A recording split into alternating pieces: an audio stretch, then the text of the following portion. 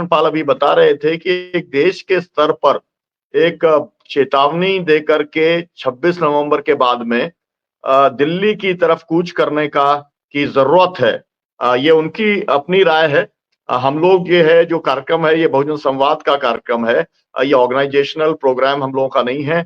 इसलिए एक independent understanding के साथ में सांसद के तौर पर भी अखिल भारतीय किसान महासभा के साथी भी यहाँ पर अभी जुड़े हैं। उनकी बात भी हम सुनेंगे। तो आप राजा राम जी इसके ऊपर क्या कहना चाहेंगे कि कितनी तैयारी बिहार के किसानों की है अगर दिल्ली कूच का मौका आता है तो?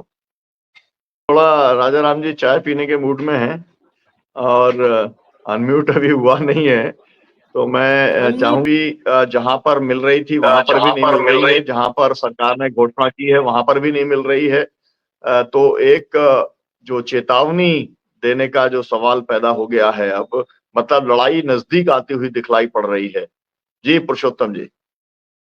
अखिल की घटना और इस दौर में जो पंजाब में हो रहा है, मैं अभी पंजाब पहुंचा हूं और रास्ते में देख रहा हूं कि धान बहुत पक गया है और बहुत बुरी स्थिति में है। किसान उसको काटने की स्थिति में भी नहीं है क्योंकि मंडी में उठान नहीं है और धान की खरीद नहीं हो रही है, तो किसान दोनों तरफ से फंसा हुआ है।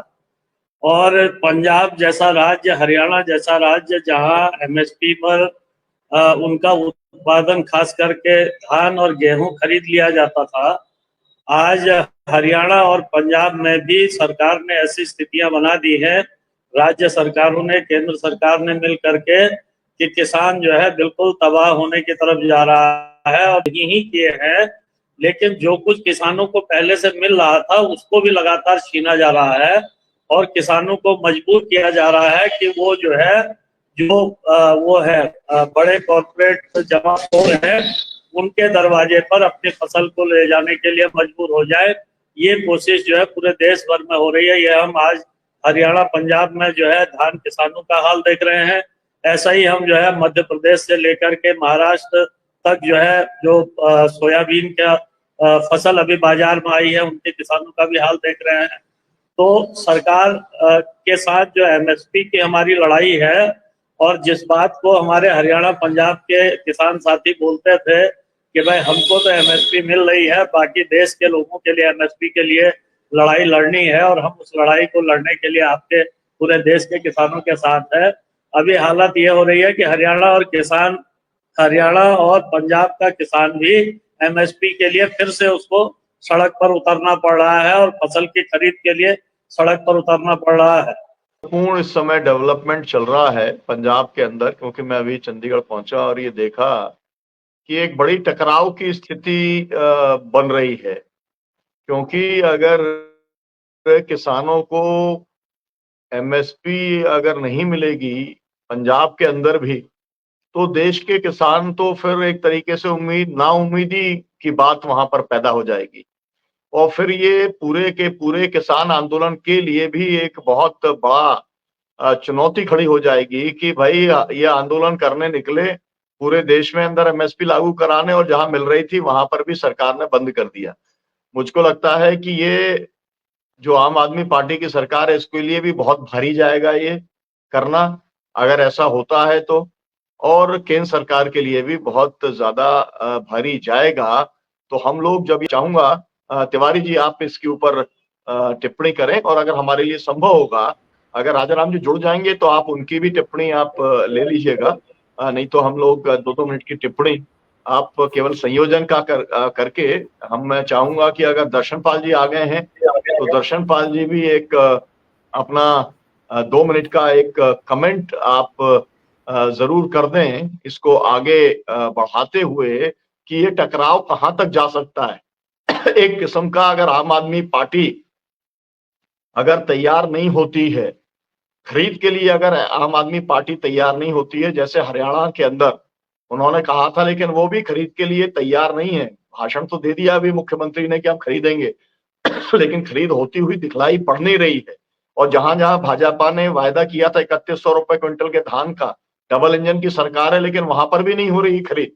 तो आपको क्या जो खरीद नहीं हो रही है इसमें बेसिकली सेंट्रल गवर्नमेंट जिम्मेवार है। क्योंकि सेंट्रल गवर्नमेंट इसलिए जिम्मेदार है कि 135 लाख मीट्रिक टन जो धान है लास्ट ईयर का, वो धान अभी यहां से लिफ्ट मतलब के ट्रांसपोर्ट नहीं हुआ है, उठाया नहीं केंद्र सरकार ने। नंबर 1 उसका राइस है वो, number 1। Number 2, 40 million ton wheat पड़ा है गोडाउन्स में।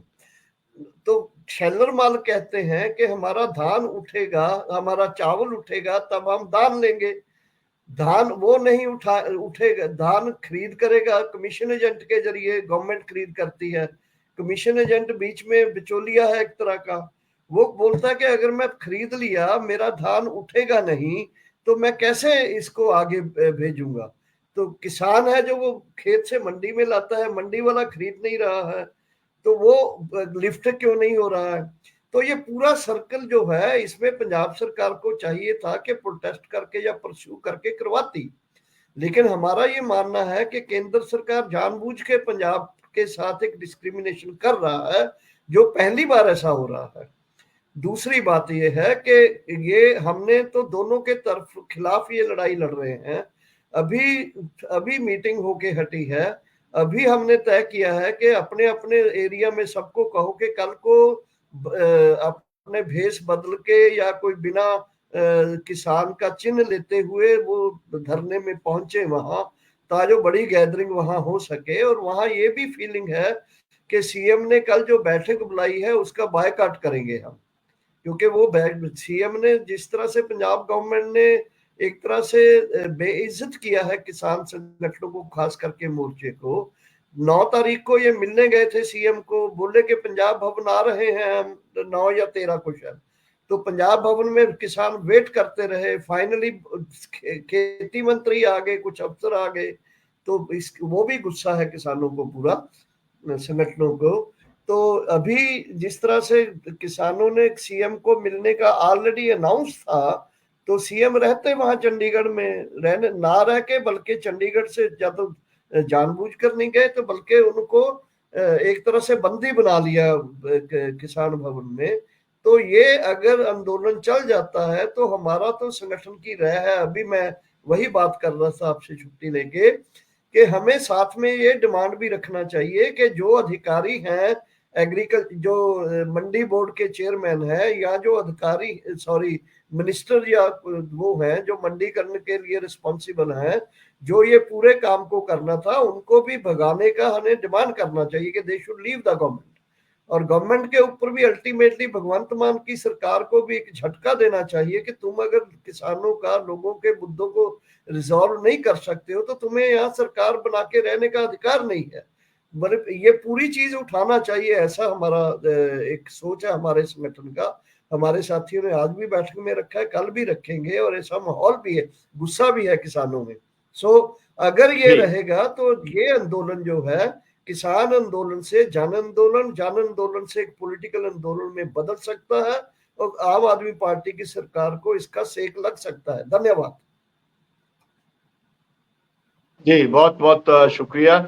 मुझे लगता है आज की बातचीत बहुत अच्छी हुई। अब मैं डॉक्टर आनंद प्रकाश तिवारी से कहूंगा कि हम लोगों ने कॉमरेड इंद्रजीत जी की बात सुनी, हरियाणा से नैन जी की बात हम लोगों ने सुनी, हम लोगों ने पुरुषोत्तम जी की बात सुनी और दर्शनपाल जी की बात सुनी।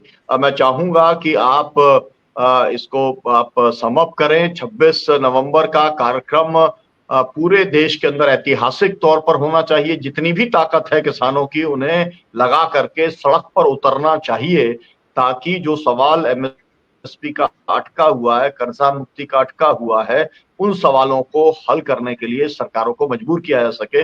जी डॉक्टर तिवारी जी, 2 मिनट का समय है, आप अपनी टिप्पणी से इसका समापन करें। सच बात तो यह है कि संसदीय राजनीति में जब तक हम अपनी ताकत का प्रदर्शन संसदीय राजनीति के लिए नहीं करेंगे, मतलब संसद के अंदर नहीं करेंगे, हम अपनी वो ताकत दिखा देंगे कि हम सरकार पर प्रभाव डाल सकते हैं, हम लोगों को जितवा सकते हैं, तब तक हमारी बात ये लोग कायदे से नहीं सुनेंगे और हम हमारी मांगों पर विचार नहीं करेंगे।